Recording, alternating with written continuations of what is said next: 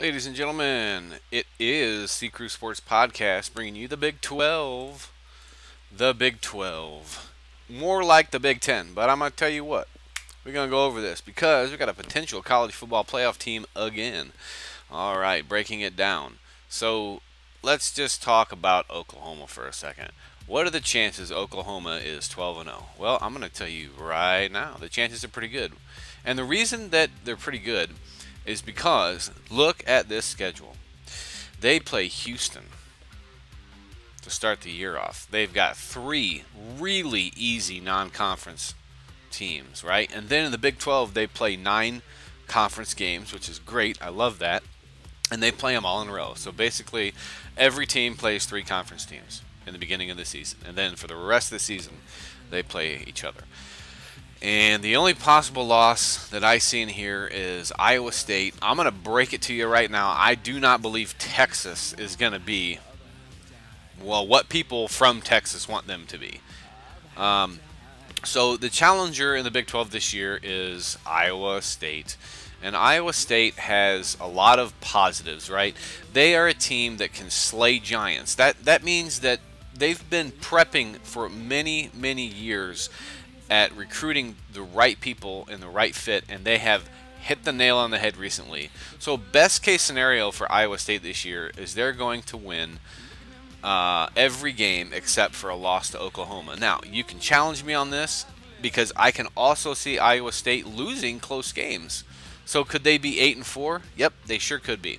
But I'm just going to say best case scenario for the Big 12, Iowa State's going to end up being 11-1. They're not going to beat Oklahoma, but it is possible. So West Virginia coming in at number 3 team. They had a great chance last year and blew it. So I think they're going to do well this year.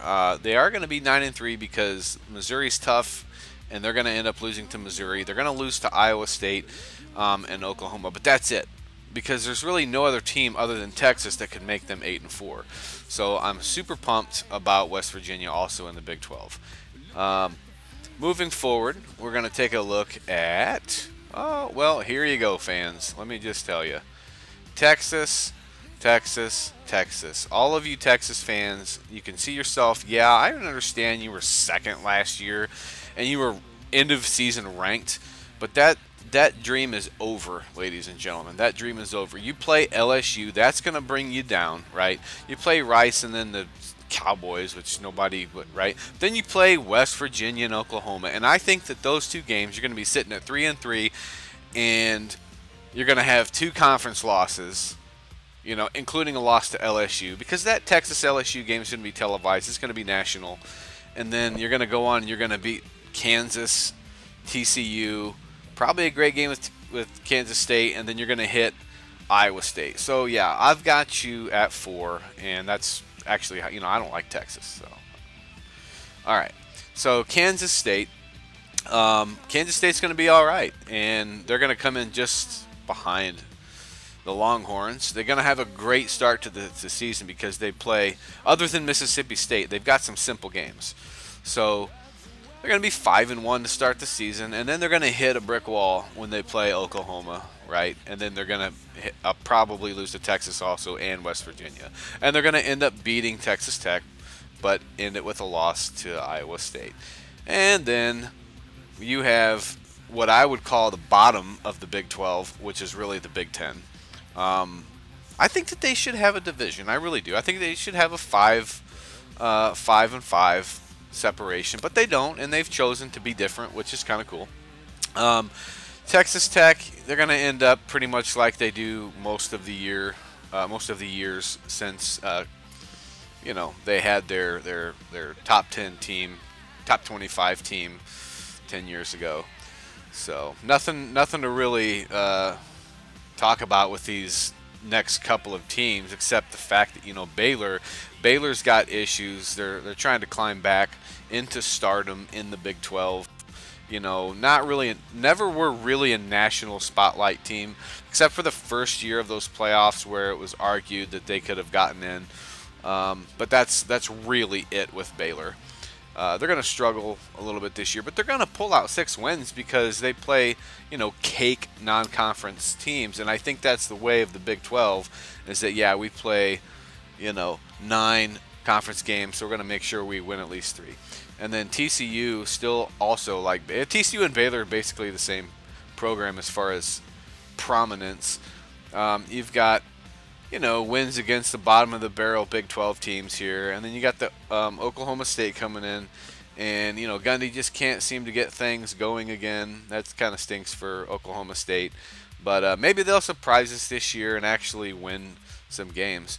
And then we've got Kansas, so you're looking at the end of the Big 12 here, where Kansas probably, best case scenario, gonna beat Boston College, which who knows. I got Boston. In another slide, I have Boston. This will probably be a good game. But they're not gonna. I don't project them winning any conference games. So here you have it. Final standings of the 10 teams in the Big 12. Best case scenario for each team is that Oklahoma goes undefeated, which it's possible because I don't see any game that they're absolutely going to lose. Like a lock loss, right? But it is college football. The notes that I have are Oklahoma and Iowa State will battle for first, and then West Virginia continues to improve, but they still lack luster.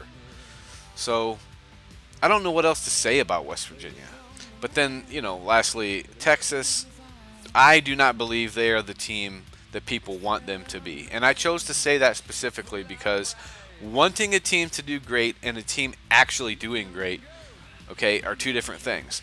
And I have them going 8-4. I think they were 9-3 last year, 7-2 in the conference. But that's the Big 12 conference.